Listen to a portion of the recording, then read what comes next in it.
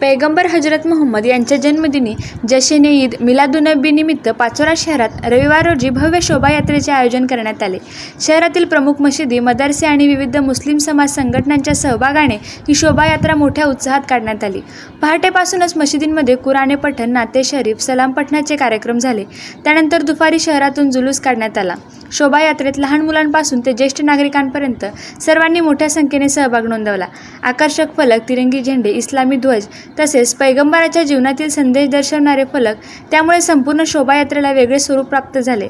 ढोल ताशांच्या गजरात, नातो कव्वालींच्या स्वरात आणि धार्मिक घोषणाबाजी करत ही मिरवणूक शहरातील प्रमुख मार्गाने फिरली. या शोभायात्रेत मोहम्मद पैगंबर हे शांती व भाईचारा, मानवतेचे प्रतीक आहेत असा संदेश देण्यात आला. सर्व समाज घटकांनी उत्साहात सहभाग घेऊन सौहार्द्याचे दर्शन घडवले. शहरातील विविध भागांमध्ये समाज बांधवांनी पिण्याच्या पाण्याचे, शरबतचे स्टॉल उभारले होते. ठिकठिकाणी फुलांचा वर्षाव करून जुलूसाचे स्वागत करण्यात आले. शोभायात्रेला पोलीस बंदोबस्तही तैनात करण्यात आला होता.